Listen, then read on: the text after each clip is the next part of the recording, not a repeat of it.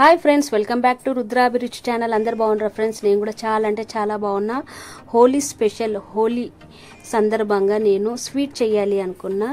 సరే స్వీట్ బూందీ చేస్తా అని స్వీట్ బూందీ చేస్తున్నా. చూసే ముందు లైక్, షేర్, సబ్స్క్రైబ్ చేసుకోండి. నేను 2 కప్పుల శనగపిండి తీసుకొని సగం చెంచా వంట సోడా తీసుకొని కలిపేసేసుకుంటున్నా. మంచిగా కలిపేసేసుకొని కొద్దిగా వాటర్ పోసుకుంటా మంచిగా దోశ బ్యాటర్ లాగా కలిపేసుకుంటున్నా ఫ్రెండ్స్. కొద్దిగా పోసుకోవాలి. ఎక్కువ పల్సగా ఉండొద్దు, ఎక్కువ కూడా చిక్కగా ఉండొద్దు, నార్మల్గా ఉండాలి. ఇట్లా నేను ఎట్లా కలిపినా అట్లనే ఉండాలి.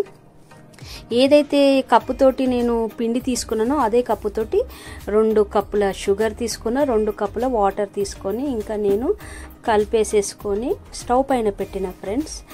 ఇది పాకం కావాలి, మరగాలి అని. ఇంకా స్టవ్ పైన పెట్టినాక మరుగుతుంది.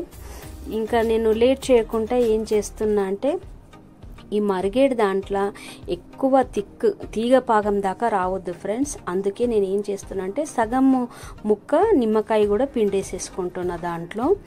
ఇంకా మీరందరు నాకు ఇట్లనే సపోర్ట్ చేయండి ఫ్రెండ్స్. నాకు లైక్స్ కొట్టండి, షేర్ చేసుకోండి నా వీడియోని. ఫస్ట్ నుండి లాస్ట్ దాకా చూడండి.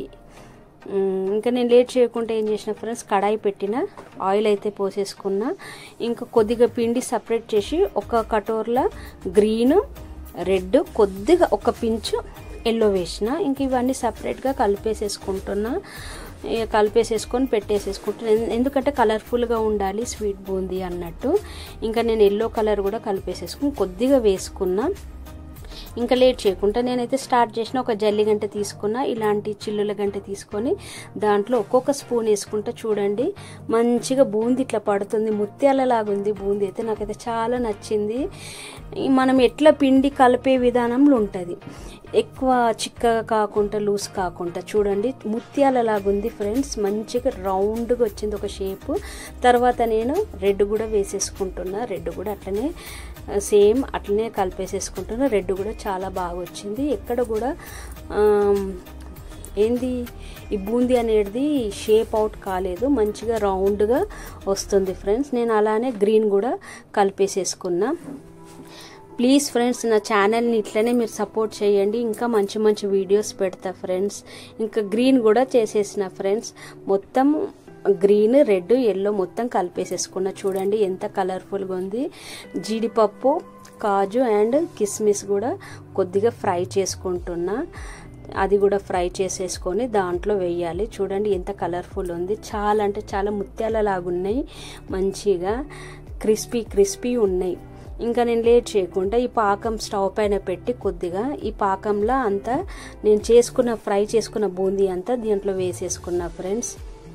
నా దగ్గరనైతే పచ్చకర్పూరం లేకుండే అవైలబుల్.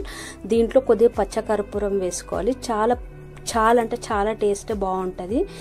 ఇంకా నేను పచ్చకర్పూరం వేయలే, ఇలైచి కూడా వేయలే. ఇలైచి ఆల్రెడీ మర్చిపోయినా. ఇంకా నేనైతే నెయ్యి కూడా వేసేసుకుంటున్నా. కొద్దిగా నెయ్యి వేసుకోవాలి. ఇలైచి నేను మర్చిపోయినా ఫ్రెండ్స్, కర్పూరం అయితే లేకుండే. ఇంకా నేను ఏది అయితే జీడిపప్పు, కిస్మిస్ ఫ్రై చేసుకున్నది అది కూడా దాంట్లో వేసేసుకున్నా. చాలా అంటే చాలా టేస్ట్ పరంగానైతే సూపర్ వచ్చింది. టేస్ట్ అయితే ఇట్లా నోట్లో వేసుకుంటే కరిగిపోతుంది. ఇంకా నేనైతే మా బాబుకి టేస్ట్ చేయనా అని పెట్టిన. చూడండి ఎంత కలర్ఫుల్గా ఉంది, చాలా అంటే చాలా బాగుంది.